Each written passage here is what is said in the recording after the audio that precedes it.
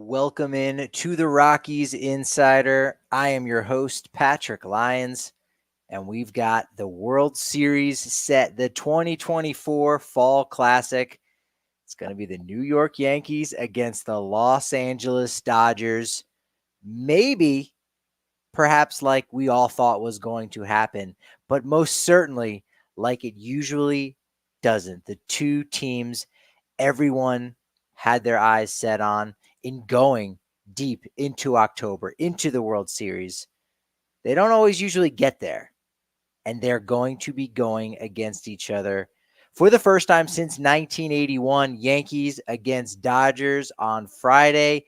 How'd they get here? Well, the Dodgers, you probably just saw them wrap it up Sunday night, a 10-5 victory over the New York Mets. 7 relievers combined on a very unsexy bullpen game. That is not the way to sell the postseason if you're Major League Baseball. But 7 guys get the job done for Dave Roberts, who are forced to go without Freddie Freeman, who's been dealing with a sprained ankle since September 26th. Was only 3 for 18 in the series, and with a left-hander and Sean Manaea on the hill, he got the day off, was potentially available for some late at-bats, but he'll now get 4 more days off before Game 1 of the World Series on Friday.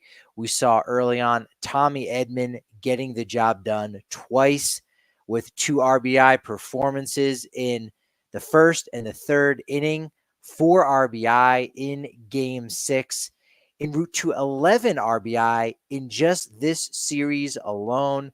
Ties Corey Seager for the most in a postseason series when he was the 2020 NLCS MVP. Tommy Edman, deservedly the 2024 National League Championship Series MVP.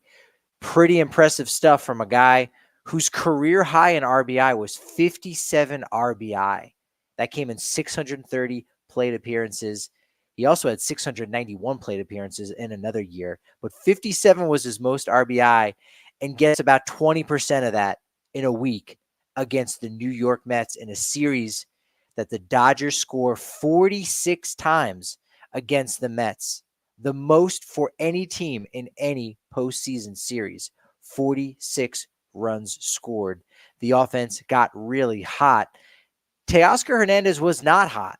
He was actually cold coming into this game, was 0 for 18 in the series before a solid day, hit one that he thought was out in the first inning, only got a single on a ball that hit the wall in center field. He ends up going 2 for 4 with an RBI. Feels like he got off the schneid just a little bit after a really solid series that we saw against the Padres in the division series. We had Manaea versus Kopech, a.k.a. a bullpen game, one of their best arms, going in the first inning to quiet the top of that Mets lineup in Lindor, Mark Vientos, Pete Alonso. It did end up working for the most part. Mets were able to scrap a run out of that first inning, but then the Dodgers quickly come back with that big hit by Tommy Edman, the 2 RBI double in the bottom of the first. And believe it or not, that was the first lead change of this entire series. The entire 2024 NLCS was one team getting a lead, running away with it, and holding on to that lead. In fact, all 6 games of this series were decided by 4 or more runs. This is now only the second postseason series in baseball history where you've had 4 or more runs being the deciding difference. First 6 games of the Twins-Dodgers in the 1965 World Series went that way. Dodgers ended up winning that World Series. So really, this was all or nothing kind of series. And even in the games in which the Dodgers lost, they had a lot more fight in them than the Mets and looked a lot better in the losses than the Mets did. That's a pretty easy takeaway. But as I said, we had a bullpen game for the Dodgers, and they had their best arms still available to them in this series. And the Mets needed not only depth from Sean Manaea, more importantly, they needed him to go out and absolutely shove in a hostile environment at Chavez Ravine. And unfortunately, he was not able to do that. That's why you ended up seeing in this game early on, Edwin Diaz needing to come in and get big outs in the 4th and 5th inning. It's why Kodai Senga ended up having to come back. He ends up giving up 3 runs, and you say, well, if the Dodgers aren't able to get 3 in the 8th, maybe the Mets can make a go of it, push and force a game 7, and then it's anyone's game at that point. It's anyone's series. But the Mets were not able to get that done, and the Dodgers were. Really good job managing the bullpen by Dave Roberts. Still had Evan Phillips and Blake Trinan incredibly well rested. Daniel Hudson as well. He had not pitched in about a week in this series. Evan Phillips and Blake Trinan combined for only 3 2/3 innings pitched with no runs allowed through the first 5 games of this series. Phillips was fine. Scoreless inning of work on Sunday in Game 6. Walked 2. Blake Trinan, absolutely outstanding. Struck out the first 4 batters that he ended up facing late in this game. Goes 2 innings. Does end up giving up a run, but nevertheless gets the job done with his 3rd save of this postseason. So the bullpen was in great shape, and they're going to be in great shape with 4 more days off before Friday's start to the World Series. Yankees, I'll talk about them in just a moment. Their bullpen very much needs 4 more days off after getting one on Sunday. I don't know if they've really got one on Sunday because they were partying pretty late on Saturday night to celebrate their first World Series berth since 2009. But Mookie Betts entering this game was 6 for 10 with 2 homers, 5 RBI. Or rather, he was 6 for 10 with 2 homers and 5 RBI over the previous 2 games. And he pretty much picked up where he left off. 1 for 4, had an RBI, stole 2 bases. Part of the dynamism of this Dodgers team. They're dynamic. If they're not able to do it with their power, they're going to draw walks. We saw Max Muncy do that in droves. They're also going to be able to steal bases. Ohtani, Betts. It's pretty obvious that they've got a lot of things that they can do to win a ball game. Despite the fact that they might not be healthy and they might have been banged up for the entirety of this season, they got the job done. They were talking a lot on the broadcast about the team going down to Camelback Ranch and starting out their journey in February. And when I was there, I was a part of that early journey and the conversations that they were having about going deep into the postseason yet again, but probably and possibly having more success than they've been in the past, than they've had in the past. Now, this will be their 4th World Series in the last 8 years, but keep in mind, it was 2017, 2018. They won it in 2020 during the pandemic-shortened season, winning that down in the barn that is Globe Life Field in Texas, but they didn't get it done in LA. So there was a lot of unfinished business. And the Dodgers end up winning the National League at Chavez Ravine in LA at Dodger Stadium for the first time since 1988 when they did that against the New York Mets, coincidentally.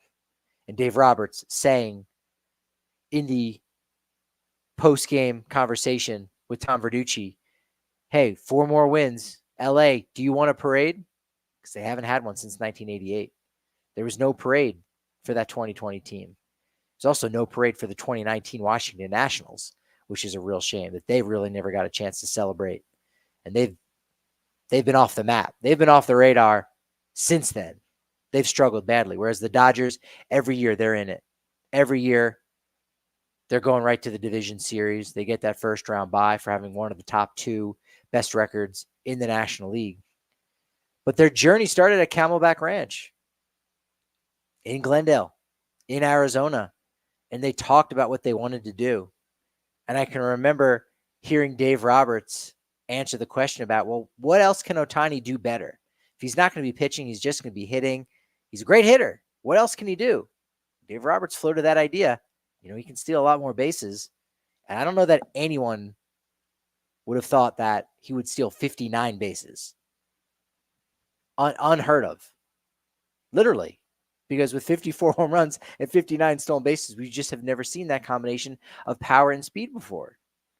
So the journey began in Arizona, and It may end in LA. It may end in New York. But it might end with lifting that commissioner's trophy and securing their first normal full 162 game World Series since 1988. Unbelievable.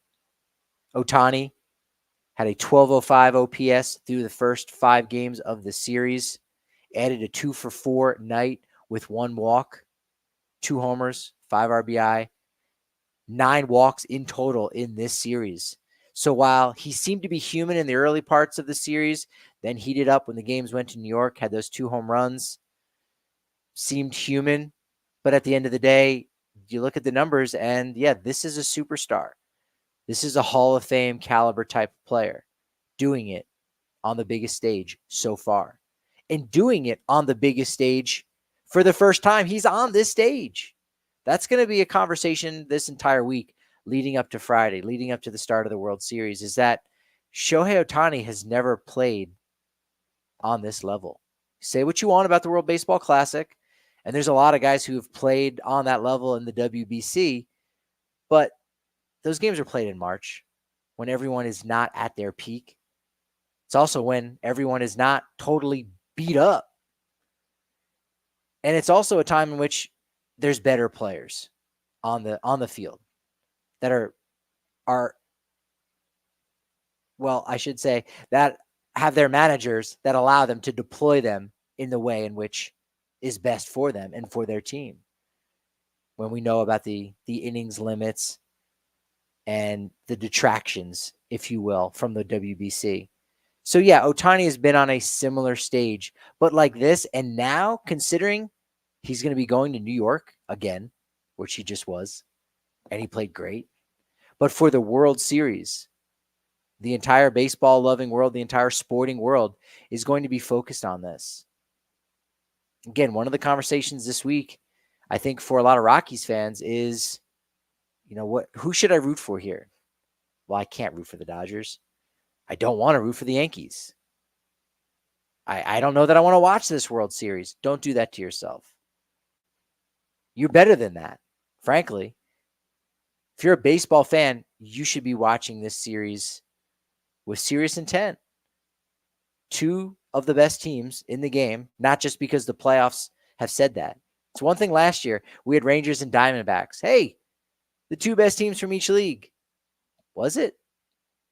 Look, there are certain things that limit the regular season that you just can't have parity in the regular season with teams with $300 million payrolls and teams that are under $100 million. Getting to the postseason, it can happen in all kinds of different ways. But once you are in the postseason, now you've got parity. Now anyone can beat anyone in one of these elimination type tournaments. But now that we've got the 2 best teams from the American League, and rather the 2 best teams in baseball, the best team in the AL, the best team in the NL, going head to head, we've got the 2 best teams. We also have the 2 best players. We've got the 2 players that are going to win the MVP in each league, respectively. And for the first time in baseball history, we have a pair of players who've hit 50 home runs during the regular season facing off against one another. How can you turn away? How can you avert your eyes from this if you love baseball? This is great. This is great for the sport as well. We all love baseball. If you're listening to this, you love baseball. You're addicted to it.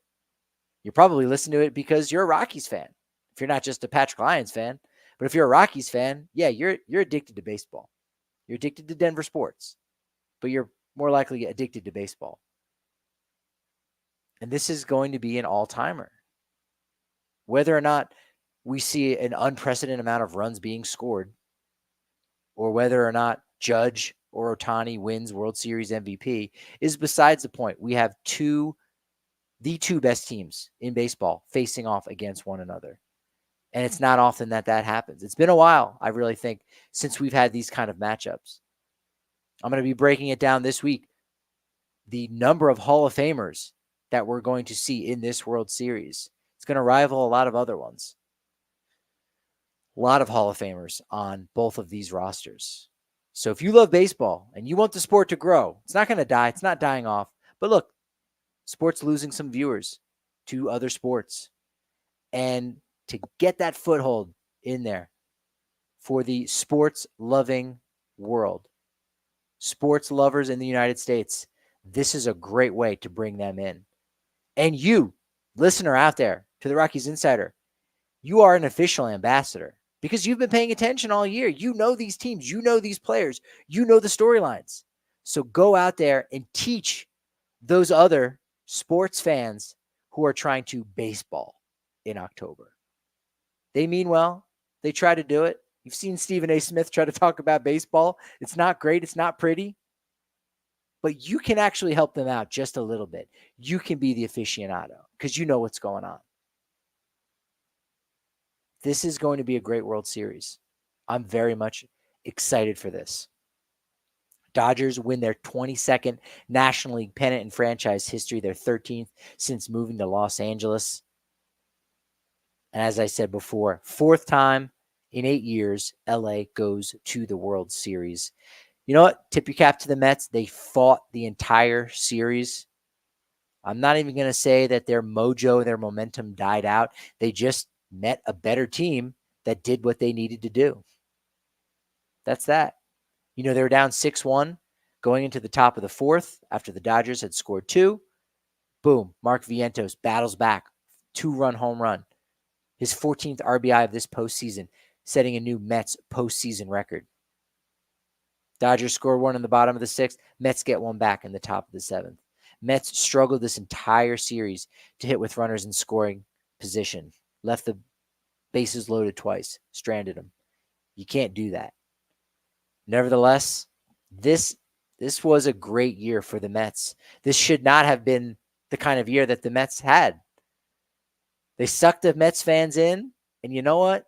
They didn't really break their hearts, I don't think. Yeah, there's a lot of Mets fans out there disappointed, just like there's Guardians fans that are disappointed. Are they totally brokenhearted? A lot more Guardians fans, I'm sure, than Mets fans, because this was a bonus. This wasn't supposed to be the year that they did this. How did they even do this? It was a Rocktober kind of run. Well, granted, it was over the course of about 3 months rather than 3 weeks. But they had a lot of momentum going into the postseason. They just barely got in. And that way, it was like the Rockies in 2007. And they were the team to beat. They absolutely were until they crossed paths with the Los Angeles Dodgers. So the Yankees, they get in. You might have seen it Saturday night, 5-2 in 10 innings. The big at-bat. The entire game was one at-bat. Juan Soto in the 10th inning, 3-run home run. Great at-bat against Hunter Gaddis. Recommend you go over to MLB.com. Great article that Manny Randhawa, good friend of the show, good friend of mine, co-wrote, breaking down pitch by pitch that incredible 7-pitch at-bat. Soto getting behind 1-2. Saw 3 sliders. Got pitch number 4, a changeup. Was able to foul it off. Pitch 5, fouls off another changeup.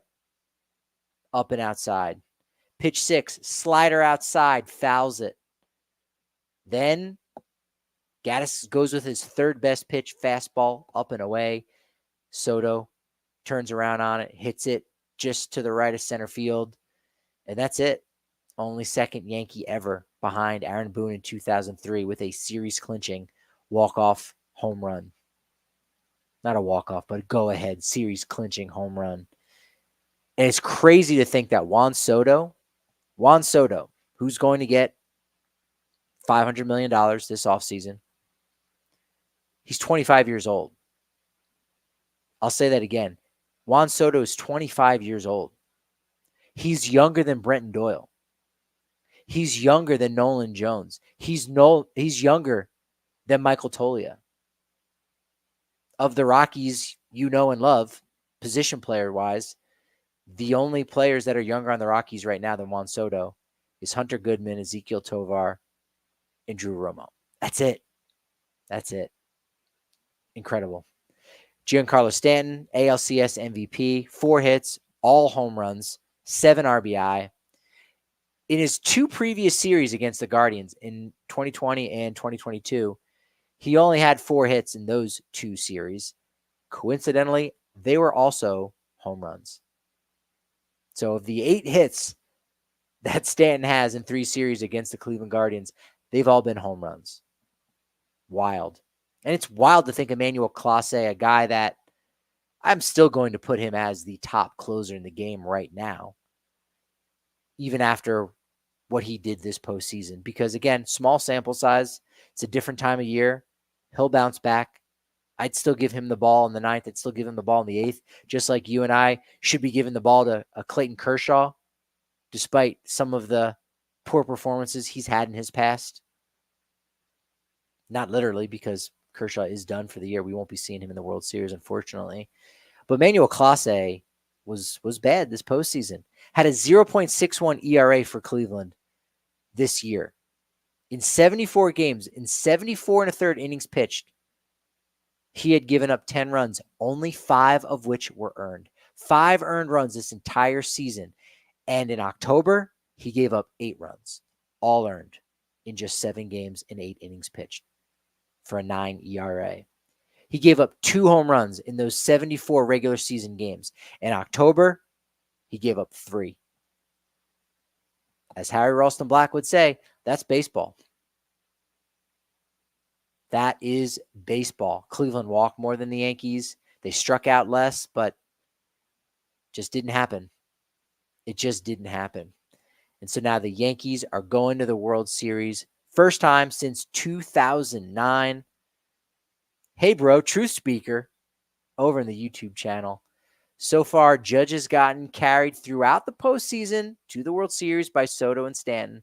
He's only got a 700 OPS. 700, not above average, but around average. Yeah, I would agree. That means Judge is about to get really, really hot. You saw Cleveland basically deciding, we're going to pitch to Stanton. We're going to have to pitch to Soto because we don't want to face Judge. So Soto benefited, Stanton benefited, Judge didn't. His presence alone, again, is something that you just can't put a statistic around. So, yeah, I would agree. Judge has just been fine. But in the World Series, he's bound to get hot. He's bound. These human beings that don't play like human beings, they play like superstars. They play like aliens. They play like Martians. And I don't mean Jason Dominguez. They find a way. So Judge is waiting in the weeds. And he's got a score to settle. Let's not forget, his 2023 was derailed because of Dodger Stadium, because of that fence that's out there that he injured his toe on. He's got a score to settle. So I figuratively am going to say my money's on Judge. But you can put money on just about anybody in this series because that's how gambling works. That's how baseball works. Everybody can have a good game, but only one team can win. And I'm really looking forward to digging into this series and the matchups a little bit more. Dodgers, Yankees.